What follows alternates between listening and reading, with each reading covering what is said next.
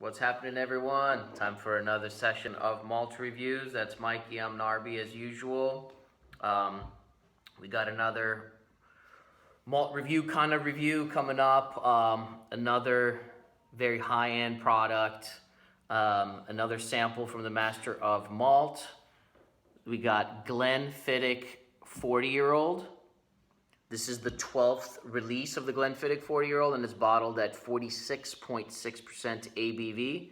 Here's a little miniature again, and we poured these guys about 20 minutes ago, so they've been breeding for a good 20 minutes. That's enough. It's enough airtime, and yeah,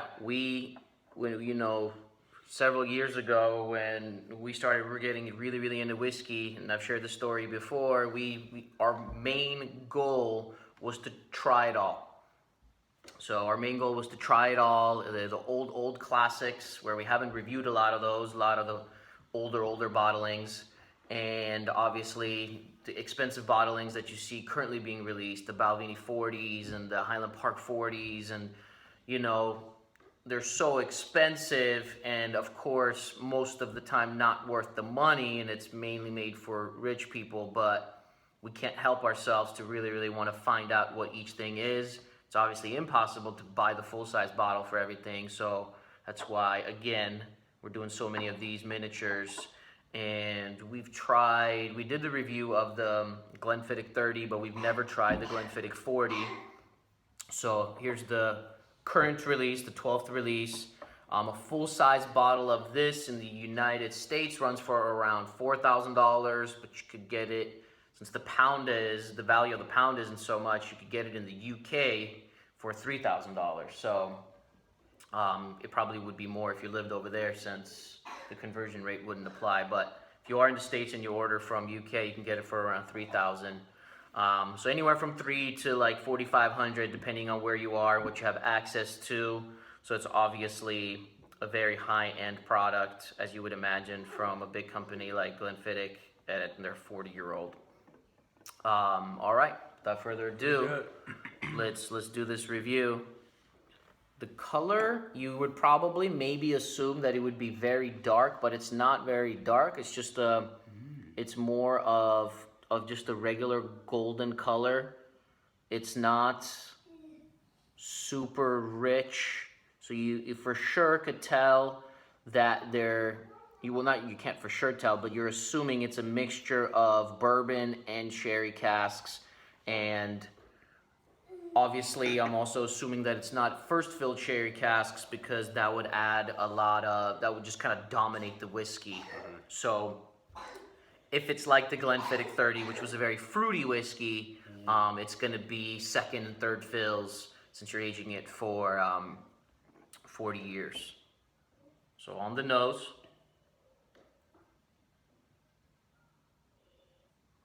And right away, it's just a big explosion of orchard fruits. It's just boom, it's just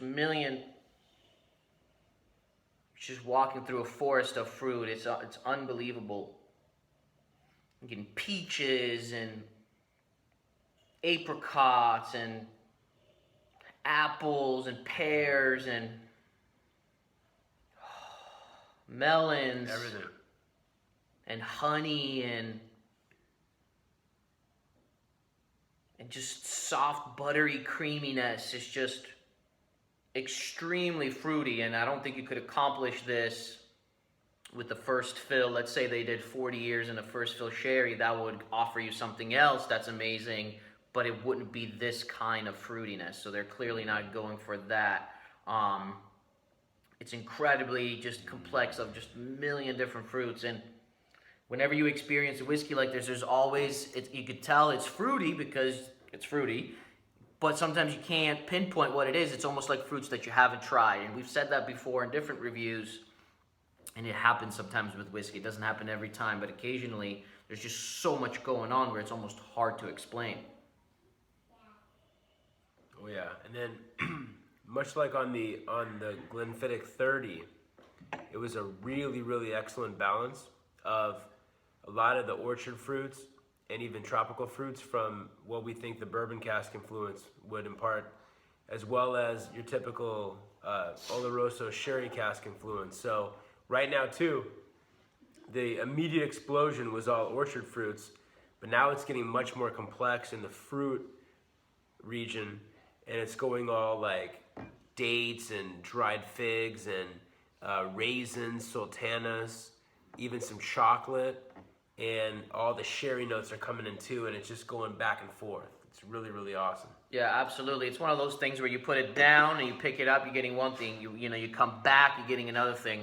I'm getting all the stuff Mike mentioned too, but it's subtle, more in the background, where the attack that comes up right away is more of the fruit elements that I talked about, and then the more Oloroso sherry qualities that he was mentioning are more kind of in the background. And it's one of those whiskeys that you should spend probably a good hour with, just because you're gonna just keep getting stuff. It's almost gonna be endless. Oh yeah. I'm getting really nice, very delicate wood spice. Like it's definitely there, but it's not dry, it's you know? not even Yeah. close to dry. It's almost not... like if you could have like juicy or fresh wood spice. Yeah. But it's really nice. Definitely unique. I mentioned honey earlier. Definitely some vanilla in there as well.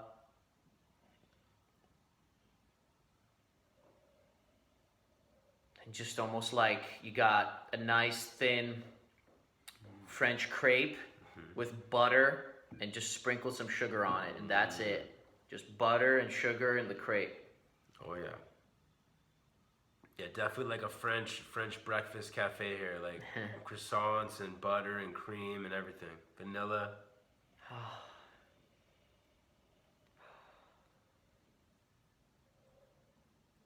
It's all very candied. The fruits are so luscious and candied. Another one of those whiskeys where you want to bite the glass because you just want to get to it. I can't wait any longer. I need to try this baby. Absolutely. All right, here we go on the palate. Cheers, buddy. Baby.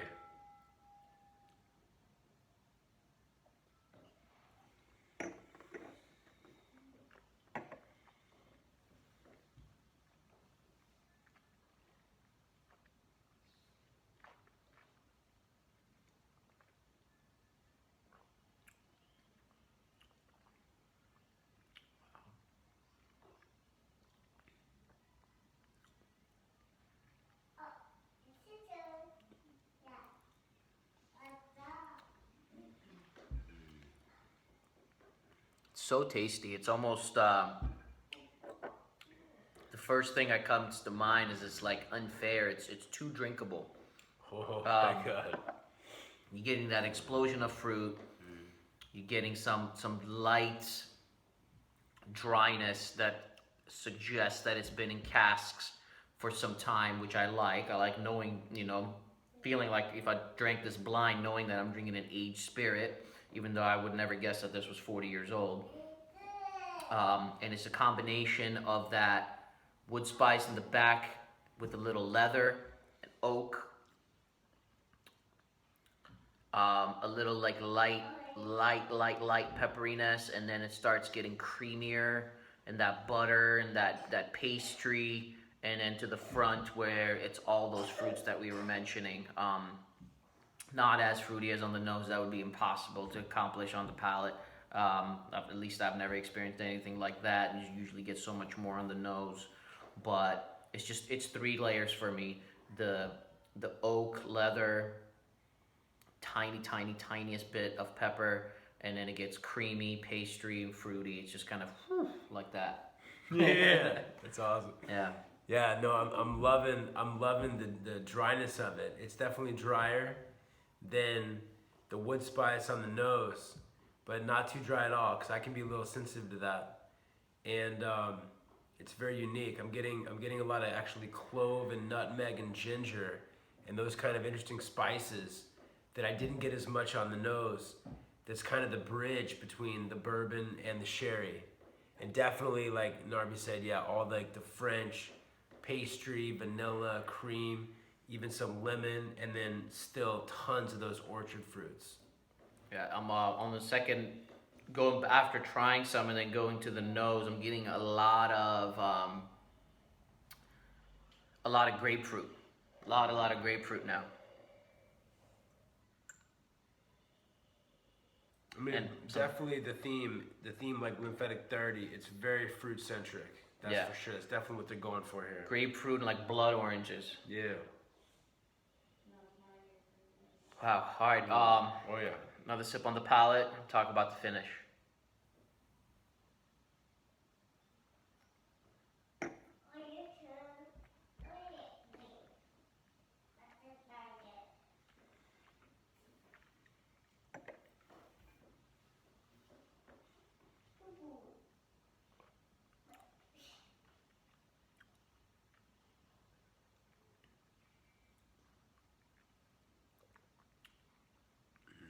We'll say the strength is perfect.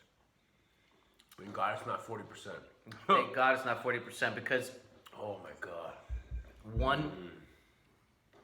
I would almost actually like it a little. I would love to try it a little bit stronger. It's slightly thin and almost like it's very juicy on the palate, but it's also a little thin. It's not that oakiness is not obviously you get a little of that oakiness in the background, but besides that, it's kind of a thin mouthfeel. So I would perhaps want it to be a little oilier and a little thicker on the palate, and maybe a couple extra percent on the ABV. I wouldn't put a drop of, especially when we only have this much. I wouldn't even put a drop of water on it. I know a lot of people would to try it both ways, and if we had a full bottle, we would try it. But I just do not see how water could improve it. What's going to make it fruitier? I don't even think that's possible. So yeah, I wouldn't want to thin it out any more. But that would be my complaint on it. I would say the finish in terms of fruit is not very long. The finish more after about 30 seconds. What lingers on is a little bit of oak and leather, and the fruit tends to diminish, and a little bit of vanilla, and a tiny bit of that crepe and butter, but the fruit tends to go away pretty quick. Right. So that's another complaint that I would have. It's an excellent whiskey, but I would say I've had better whiskeys for the money. If we're going to compare it to the 40-year-olds, we did the Highland Park, we did the Balvenie. I enjoyed those more, even though this was really good. And even Old Pulteney 40. Old Pulteney 40 as well, yes. I'd give this a 93 out of 100. I give it 92 out of 100. Okay. So there you go, Glenfiddich 40-year-old. I'm glad we checked that off the bucket list. I personally, and I know Mike too, I am curious to try earlier releases. So I know those are more sherry driven. I don't know, but I've seen the color of the whiskey from the bottle, and they look really dark. So I wonder how that's going to differ, kind of doing that. Probably less fruity, but maybe get a different kind of an element. But overall, an excellent whiskey. I personally wouldn't spend $3,000 to $4,000 on it. No. Too much. But again, a very good treat. All right, you guys. We'll see you guys soon for another review. Peace. Cheers.